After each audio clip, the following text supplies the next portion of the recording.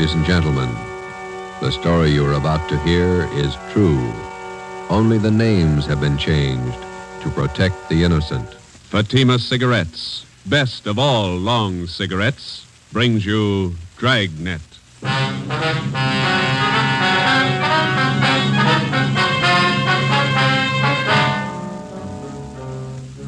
You're a detective sergeant. You're assigned to robbery detail. 2 armed bandits have robbed a large jewelry store in your city. One of the suspects escapes. One is apprehended. He's identified as a friend of yours. Your job, send him to prison. If you want a long cigarette, smoke the best of all long cigarettes. Smoke Fatima. Fatima is the long cigarette which contains the finest Turkish and domestic tobaccos superbly blended to make Fatima extra mild. And that's why Fatima has a much different, much better flavor and aroma than any other long cigarette. That's why Fatima is doubling and redoubling its smokers. So, if you want a long cigarette, smoke the best of all long cigarettes. Smoke Fatima. Dragnet, the documented drama of an actual crime. For the next 30 minutes, in cooperation with the Los Angeles Police Department, you will travel step by step on the side of the law through an actual case from official police files. From beginning to end, from crime to punishment, Dragnet is the story of your police force in action. It was Tuesday, February 8th. It was cold in Los Angeles. We were working the night watch out of robbery detail. My partner's Ben Romero. The boss is Thad Brown, chief of detectives. My name's Friday. I was on the way over from the city hall, and it was 8:35 p.m. when I got to the second floor of the Georgia Street Receiving Hospital. Treatment room. Joe, hi. Hi, Doc. Ben, how's it going? Okay. It hurt for a while. Doc gave me an injection. 1/6 of a grain of morphine, Novocaine injection. Bullet still in your shoulder? Doc's about ready to take it out. As soon as I get the wound cleaned, here's the soap and water, nurse. Alcohol sponge, please. How's it look, Doctor? Well, there's the x-ray. Shallow penetrating wound in the deltoid area. Sludge, larger than the soft tissue right here. Oh, yeah. No bone involvement. Okay, the bullet was spent. That's good. Feel okay? Sure. Nurse, methylate applicators, please. Thanks. Let's see now.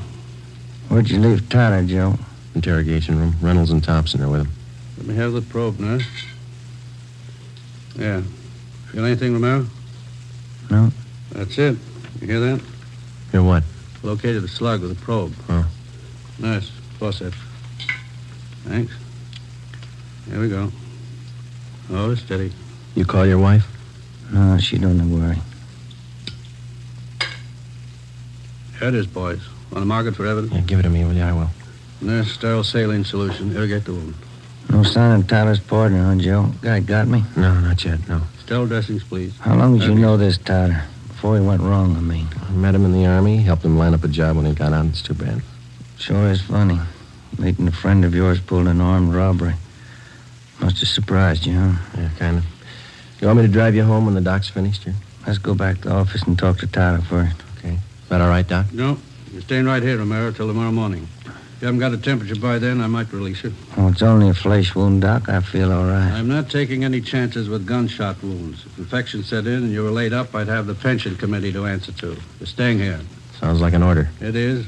You can pick them up in the P&F ward tomorrow morning. Okay. You gonna need anything, Ben? Yeah. A phone to tell my wife I won't be home for dinner. His name was Max Tyler, white, male American, age 32. Dark hair, brown eyes, medium build, married, father of twin boys. He was a friend of mine. We served together in the Army overseas, and when the war finished, I came back to my job on the force, and Max went back to his old job. It didn't fit him anymore. He stopped working and started drinking. His wife didn't help much. Max started with small trouble, but it grew fast.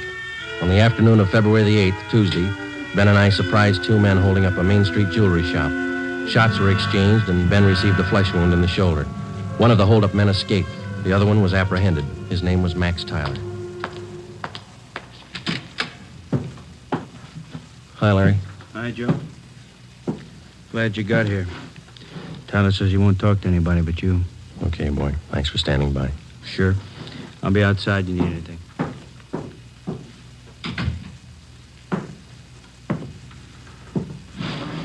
Max, Joe? you're in deep this time. You shot a cop. I didn't. This guy was with me. I didn't fire once. You were in on the job. Yeah. And don't expect presents. I don't expect anything, Joe.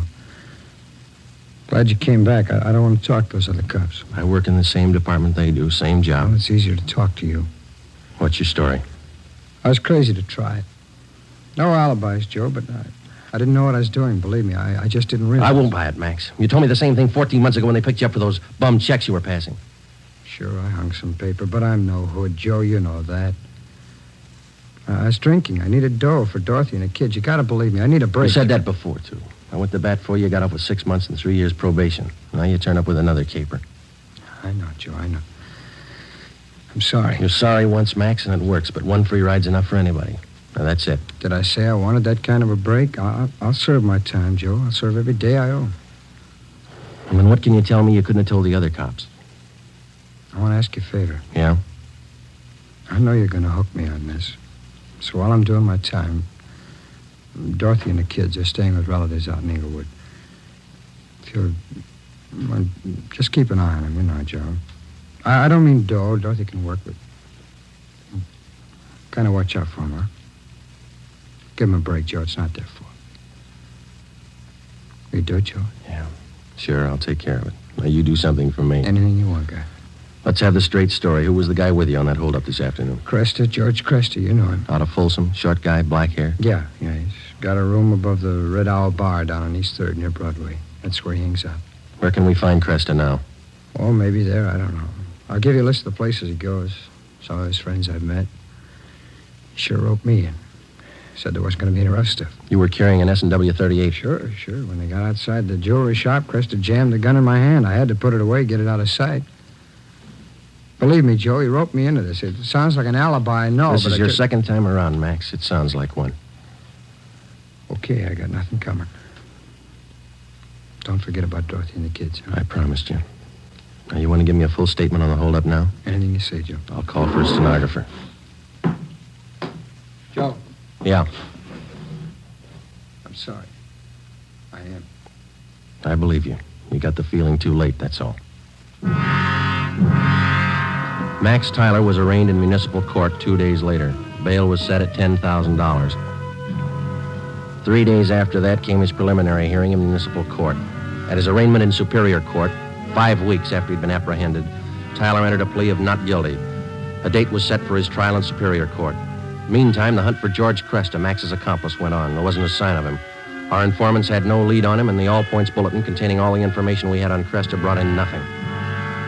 On Monday, March 22nd, the trial of Max Tyler was held in Superior Court. Ben and I were subpoenaed to appear. The victim of the holdup, the jewelry store manager, was the first to testify. He was questioned by both the prosecutor and the counsel for the defense. He left the stand at 11:25 a.m. If it please, Your Honor, Counsel for the defense. before the next witness testifies, I'd like permission to approach the bench. Permission granted. Counsel for the prosecution may also proceed. Wonder what that's all about, Joe. Something's up. Hello. Judge is shaking his head. Public defender's going back to the counsel's table. Counsel for the defense. Your Honor, it is my client's desire to change his plea to guilty. Defendant rise and face the court. Max Tyler, is that your true name? Yes, Your Honor. On the 12th day of March of this year, in Superior Court, Department 83, City and County of Los Angeles, State of California, you've heretofore been arraigned on the charge of robbery in the first degree. At that time, you pled not guilty to the charge in question. Is it now your desire to change that plea? Yes, sir, it is. You've reached this decision of your own free will. Yes, I have. There's been no force employed, no promise of gratuity or reward to induce you to reach this decision. No, sir. Counsel for the prosecution. Yes, Your Honor. Max Tyler, on the 12th day of March of this year in Superior Court, City and County of Los Angeles, State of California, you are arraigned on the charge of robbery in the first degree. That time you entered a plea as set forth in this information. How do you now plead? Guilty or not guilty? Guilty. Is it stipulated that at the time of the commission of the robbery, the defendant was armed with a deadly weapon, to wit, a revolver? So stipulated. Court to fix the degree of robbery as robbery of the first degree. Your Honor, in the interest of justice, the people move to dismiss count 2, assault with a deadly weapon. At this time, Your Honor, the defendant waives time for sentencing and asks that he be sentenced immediately. Just a moment. Max Tyler, it's the judgment of this court that on the 8th day of February of this year, you did enter the premises at 23108 East Main Street in the city, and there did attempt the felonious taking of personal property in the possession of another from his person in immediate presence and against his will. Further, said attempt was made while you were armed with a dangerous and deadly weapon. Max Tyler, this court finds you guilty of robbery in the first degree. Count 2 is dismissed. Does it, Joe? Decision of this court that you be returned to the county jail. The sheriff will transfer you to the state penitentiary where you will serve the sentence as prescribed by law. Court recess for 15 minutes. Hey, Joe. Miss Tyler over there, she's taking it pretty hard. Yeah, come on, we better go see her. Hello, Dorothy. I love him, Joe. What am I going to do without him? Children. I'll give it to you straight, Dorothy. You didn't do much to keep Max out of this. You drank right along with him. You don't Joe. deserve those kids. That's my opinion. Please, I know it. Don't make it any harder. Don't. I'll do anything I can for the kids, Dorothy. That's all. What am I going to do without him? I can't be all alone without Max. It's not right. It's not right. Neither's armed robbery. Goodbye, Dorothy. Before the end of March, Max Tyler was delivered to San Quentin State Penitentiary, where he started serving his term. His wife, Dorothy Tyler, got a job as a telephone operator. She and her children continued living with their relatives down in Inglewood. I helped them out whenever I could. 6 months went by. Every 2 weeks, faithfully, Tyler wrote me a letter from prison. I answered most of them. While Ben and I worked on other jobs, the search for George Cresta went on. We failed to uncover a single lead. 10 months passed. Tuesday, January 16th, 1949, 4 p.m. I checked in for work as usual. Hi, Joe. Cold out, huh? Yeah. Did you pick up the mail? Mm-hmm. There's a letter in your box from San Quentin. Tyler, huh? How's he doing, anyway? Good. Clean record. Got himself a pretty fair job in the prison library. Yeah. I talked to the warden up there. Says Tyler ought to be eligible for parole in about a year if he keeps his nose clean. You going to bat for Tyler again? I don't know. See what happens. How can you see anything in that guy? He's giving you nothing but trouble. Oh, a lot of people are giving him the same. Maybe that explains it. Not for me, it doesn't. I wouldn't trust him with dirty laundry. I get it. Robbery Friday. Oh, Joe, this is Dorothy Tyler. I got to talk to you. Yeah, Dorothy, what's the matter? I found Cresta. I saw him. What? George Cresta. I know where he is. I saw him downtown. I followed him to his place. You sure it was him? I'm positive. He's staying at 134 Jesse Street. It's a rooming house just off Alameda. 134 Jesse. Got it. Thanks, Dorothy. Come on, Ben.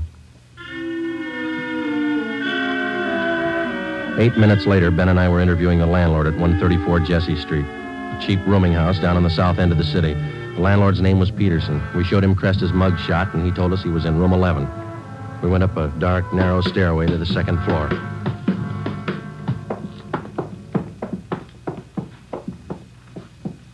And here we are, number 11. All right, stand clear. I'll try the door. Mm-hmm.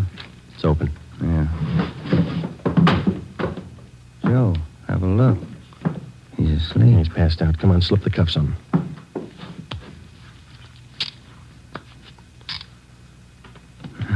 That was easy. Yeah. All right, I got his gun. He's been drinking, all right. He'll have a big hangover. He'll have a long time to get over it. George Cresta was booked at county jail on suspicion of robbery. 2 months and 3 weeks later in Superior Court, he was tried and convicted of assault with a deadly weapon and first-degree robbery and sentenced to the state penitentiary. The day after Cresta was sentenced, I was called to the office of Chief of Detectives Thad Brown. Friday, this Max Tyler is coming up for parole in a couple of months. He's a friend of yours, isn't he? That's right, in a way. You've been writing letters to the warden. You've talked to the parole board about him. Understand you're helping out his kids. A few presents. They haven't had much of a break. They're just youngsters. You're working hard to get Tyler's parole. You think he's worth it?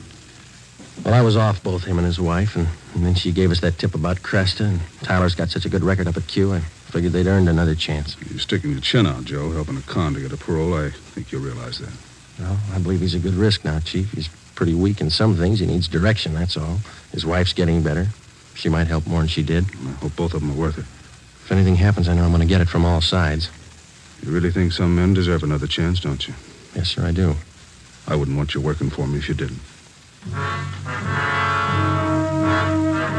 2 more weeks went by. Tuesday, April the 19th. Ben came down with a bad cold and had to lay off work. At the same time, a new gang started a hold-up campaign among the liquor stores out in the Wilshire district. A new rash of armed robberies broke out in the central area. There was an attempted bank robbery. It was a bad week. Ben got back to work on Saturday. Rough time, huh, Joe? Busy, yeah. Did you beat that cold all right? Sure, I feel much better. Doctor gave me some new medicine. Works good. That's fine. Maybe I'll knock off early tonight if nothing's doing. That's a good idea. Shouldn't be too much tonight. Teletype for you. Just came in. Oh, thanks, Larry. Sure. What's the matter, Joe? What is it? Max Tyler. He broke out of prison this morning.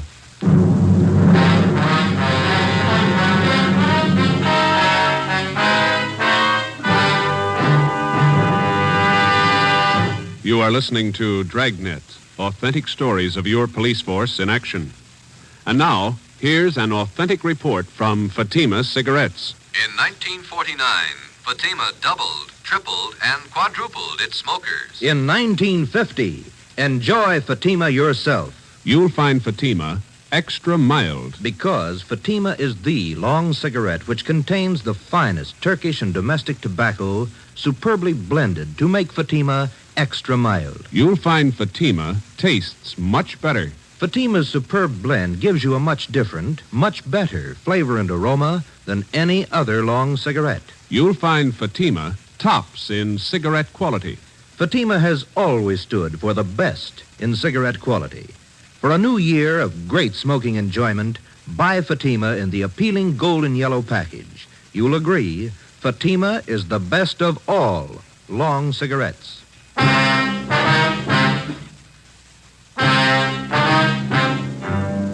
In the course of his career, the police officer is afforded 2 diverse views of the criminal. At first, the rookie cop is taught to distrust the criminal at every turn, without exception. He's schooled in the 1,001 ways in which the criminal operates, his psychology, his mode of operation. Then, when he's thoroughly acquainted with the methods of the criminal and how best to detect them, the police officer starts to learn the most difficult lesson of all: how to distinguish between the confirmed criminal and the lawbreaker, in whom there is hope of rehabilitation. After 9.5 years of police work, my first experiment in this field was with Max Tyler. I'd given him 2 chances to prove himself, and he'd lost on both of them. So did I. 2 months before his parole hearing, which might have given him his freedom, Max Tyler had suddenly decided to escape. How he figured it, I didn't know, but it was my job to find him. At 5 o'clock that afternoon, Ben and I met in the chief of detective's office. 2 officers, Holland and Grayson, from the State Adult Authority, escape detail, were there. How did Tyler manage his escape, Grayson? Well, same old story. They figured they could trust him up there. He had a good job on the prison farm. They trusted him. When did they find out he was gone? On the early morning count. Have you checked his relatives out in Inglewood yet? Yeah, we have. We've got the home staked out. We're covering all the places we figure he might go. How about Mrs. Tyler? You get in touch with her Friday? The relatives told us that she's on a weekend vacation with the 2 kids, staying with friends down at Laguna Beach. We got a call in to them. Should be hearing from them soon. I understand Tyler's a friend of yours, Friday. He was ready for parole. Yeah, I was trying to help it along. I thought the guy deserved a break. He didn't need you, Joe. He made his own. Well, he was feeling bad. You weren't the only one fooled, Friday. He had the prison officials buffaloed, too. Yeah, I know. I helped convince them. You got any leads on Tyler at all, Grayson? I mean, from the time he broke prison? Pretty strange. They traced him as far as Stockton, and then they lost the trail completely. The Stockton police in on the search? Yeah, sure funny. The guy has no money, no car we know of, no change of clothes. You figure he's getting help from somebody? Could be. Excuse me a minute. Brown speaking. Yeah, just a moment. You, Friday. Oh, thank you. Friday? Yeah. When? Where? Just a minute. Will you hold on, please? It's the Tyler's friends down at Laguna Beach. Mrs. Tyler there? No, she called him last night about 7 o'clock. Told him she'd changed her plans. She wasn't coming. She told them where she was going? She wanted to know which highway would take her to Stockton. We told the Tyler's friends in Laguna Beach to contact us immediately if they heard from either Mr. or Mrs. Tyler. We got out an APB on Dorothy Tyler, and then we drove out to interview her relatives in Inglewood. They told us that Mrs. Tyler had the 2 children with her. She had left their house at 6 p.m. the night before by taxi. As far as they knew, she didn't own a car. We talked with some of her friends in the neighborhood. The only thing they could tell us was that she had not borrowed a car from any of them. We drove down to the telephone exchange where she was employed as an operator, and we spoke with a manager, a Mr. Ralph Cartwright. I'm sorry, gentlemen. This is Mrs. Tyler's night off. Is there something I can help you with? When is Miss Tyler due back at work, Mr. Cartwright? Well, she's working the 10 to 7 starting tomorrow, due in at 10 a.m. We understand that she's on a weekend vacation, huh? Yes, you see, today was payday, so she asked me if she could have her check ahead of time. Said she had to have the money for the weekend. Did you give her the check? Oh, my, no. I couldn't give her the check ahead of time. But I did do her a favor, just to help her over the weekend. What was that? I loaned her my car. We got a complete description of the car together with a license number and called the office. The information was broadcast to all units throughout the city and teletyped to all points in the state. Chief of Detectives Thad Brown ordered an immediate stakeout on the telephone exchange where Mrs. Tyler was employed. The stakeout at the home of Inglewood continued. Another day passed. We checked with the bank where Mrs. Tyler maintained her account. It was 10:25 a.m. when we got back to robbery detail. Gentlemen, what'd you find out? Miss Tyler closed her account 3 days ago, withdrew all her savings, $46.55. And they're not going to go far on that. Any word about that car she borrowed? Teletype came in about an hour ago. They found it just outside Santa Barbara, abandoned. Anyone see the Tylers? No reports. I wonder how those poor kids are making out. He must be crazy, and his wife, too. If she was going to help him pull an escape, why'd she have to drag the kids along? That's the way some parents figure, Friday. They owe their children nothing. The children owe them everything. Call for you, Friday. Take it on 2. Oh, thanks, Larry. Friday. This is Hopkins, Friday, on stakeout, the phone exchange. Yeah, Bert. Tyler woman came for a check. We got her.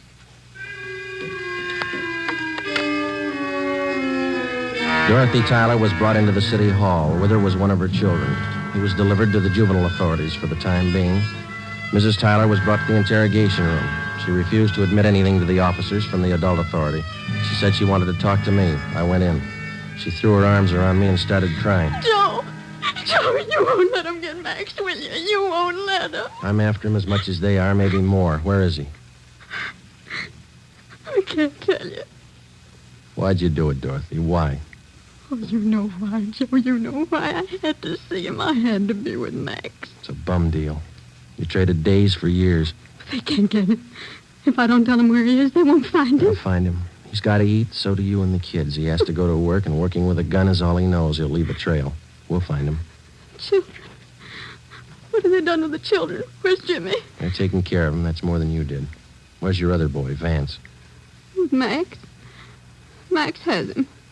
Oh, that's fine. You and Max ought to be real proud of yourselves. I had to see him. You know that. I had to see Max. Has he got a gun? Has he? Yes. Has he used it? No. He just thought he might need it. He hasn't hurt anyone. I swear it. You helped him escape, is that right? You helped him. He needed help. I met him at San Rafael. We drove all night. He didn't hurt anyone, Joe. He hasn't hurt anyone. Where is he now? Where is he? All right, Dorothy, we'll find him. Joe, if I tell you, will you go alone? I can show you the way. Will you go alone? Yeah? All right. I'll take you to him, Joe. I trust you. Yeah, I trusted him once, too. 5 p.m., Monday, April 25th. Dorothy, Tyler, Ben, and I got in the car and headed north for the coast town of Santa Maria. Acting under orders of Chief of Detectives Thad Brown, Larry Thompson from Robbery Detail followed in another car. Holland and Grayson from the State Adult Authority were with him. It was 10 minutes past 8 when we drove through the town of Santa Maria. Just outside the city, Dorothy Tyler directed us to turn off onto a dirt road. We drove about 2 miles. She told us to pull up. Across that field. Shack by those trees. It's lonely out here. I'll go with you, Joe. Maybe Max won't understand. No, you stay here. Joe, that car stopped here. It's cops, Dorothy. It had to be. They won't shoot unless Max does. But you promised. You said you'd go alone. I'll go alone. Friday? Hello, Grayson. Where is he? She tell you? That shack over there across the field by that clump of trees. He's got one of the kids with him, that right? Yeah, he won't be any trouble. He's armed. The cons up at Quentin say he won't be taken alive. They say he'll shoot it out. They talk a lot. You better let us take him. You're not getting paid for this one. I'll take him alone. I made a promise. That guy in the shack's in the habit of breaking promises. I keep mine. Keep an eye on Miss Tyler, will you, Ben? Thompson's watching her. I'm coming with you. I told her I'd go alone. There's 2 doors, front and back. Which one you going in? Front. I'll be around back. Careful, Joe. Yeah. I'll be right back, Grayson. I started to cross the field. The shack was about 100 yards from the road. The field was uncultivated, and I wasn't sure of my footing. I stumbled over a tree stump. Halfway across the field, the lights in the shack went out. Who's that? Who is it? It's me, Max. Joe Friday.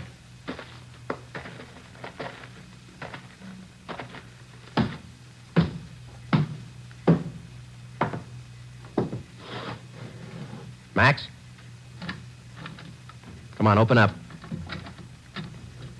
All right, Max.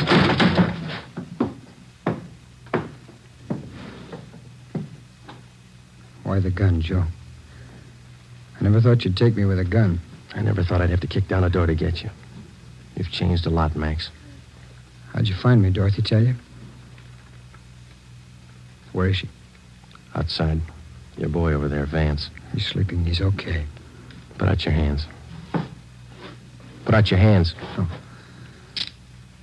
I'm sorry, Joe. Yeah.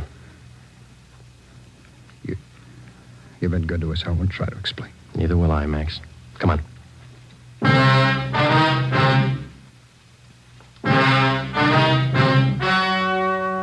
The story you have just heard was true. Only the names were changed to protect the innocent. On June 2nd, trial was held in Superior Court, City and County of Marin, State of California. In a moment, the results of that trial. It's amazing how many long cigarette smokers are changing to Fatima. Here are the actual figures. New York Division. Fatima sales up 132%. Los Angeles Division. Fatima sales up 545%. St. Louis Division. Fatima sales up 548%. Yes, in 1949, more and more smokers discovered that Fatima is the best of all long cigarettes. They found Fatima extra mild. They found Fatima has a much different, much better flavor. They found the name Fatima means the best in cigarette quality. In 1950, enjoy Fatima yourself. Best of all long cigarettes.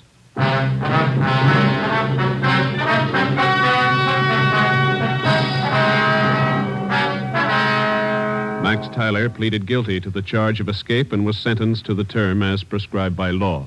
He was returned to San Quentin and then transferred to Folsom Penitentiary, where he is now serving his sentence. You have just heard Dragnet, a new series of authentic cases from official files. Technical advice for Dragnet comes from the Office of Acting Chief of Police, W.A. Wharton, Los Angeles Police Department. Dragnet honors the state of California and the men of the California Highway Patrol, another of America's outstanding law enforcement agencies. One of these men, Highway Patrol Commissioner Clifford E. Peterson, outstanding administrator and educator in the field of law enforcement, dedicates his life to making yours more secure. Fatima Cigarettes, best of all long cigarettes, has brought you Dragnet from Los Angeles. Be sure to hear Mr. and Mrs. Ronald Coleman in the Halls of Ivy starting tomorrow on NBC.